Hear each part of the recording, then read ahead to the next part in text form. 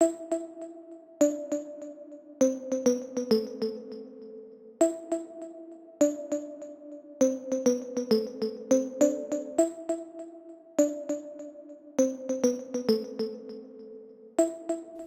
are a number of domains in undergraduate education where e-portfolios can have a tremendous positive impact.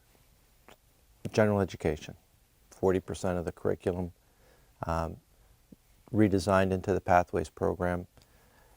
The ability of Pathways to maintain their intellectual coherence is challenging, and so e-portfolios as a means of having students collect their work and reflect on the insights they're gaining, share those with faculty so faculty can see where, the main intellectual concepts in their pathways are strong and where there are gaps, be potentially transformational for general education. Very challenging too.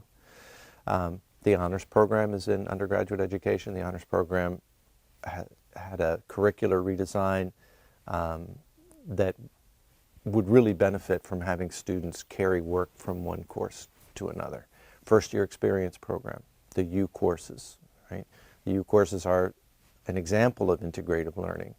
And if we can get students bought into and enthusiastic about e-portfolios from the beginning, from the first year, then they're going to carry that forward, and then they're going to be talking to their faculty, their professors and instructors.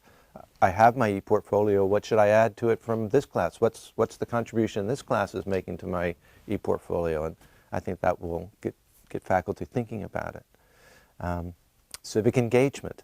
Okay, so the Office of Civic Engagement wants to create some means of tracking students' involvement in community matters, and not just tracking it, but documenting its importance. There's no better way to do that, I think, than through an e-portfolio. I think the other thing that it does, it has a potential to have a huge impact on how the faculty themselves see their own curriculum, see their role in the curriculum, and how that they can work together and think about the curriculum as a unified whole in a way that perhaps has not yet been realized. And so if faculty in a department agree that e-portfolios are something that would be useful to a particular student's experience in their major, then it fosters a communication about what the individual role of the faculty in their courses are to this larger outcome, whether it's become a psychology major or a communications major or an engineering student, to link those things together. I think that in order to implement e-portfolios broadly, faculty need to have an e-portfolio that's easy for them to use. They have to have some support both in learning how to use it and in understanding the different ways it can be used. There has to be some mechanism for faculty to talk with each other periodically, I think face-to-face, to consider the work they're doing with e-portfolios and how that work could be improved or changed to get a different effect. And I think that we really need to be clear with faculty how using e-portfolios is, it's going to be most successful if it's embedded in their teaching. I guess the big concern is that faculty could see it as something more, something extra.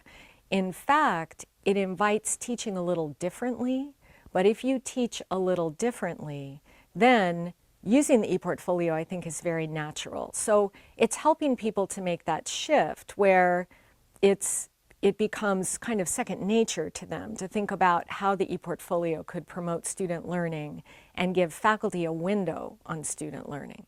So I think critical to the success is the large campus conversation, followed by a ton of faculty development and support. Because, and I mean it on two levels, actually. So there's support for whatever the tool might be that's adopted, but there's also the professional development for faculty who may be hesitant to think beyond the scope of their excellent teaching and learning and students' needs to deepen students' understandings across courses and throughout their development as undergraduates. And I really think the greatest potential is in majors, because those are, you know,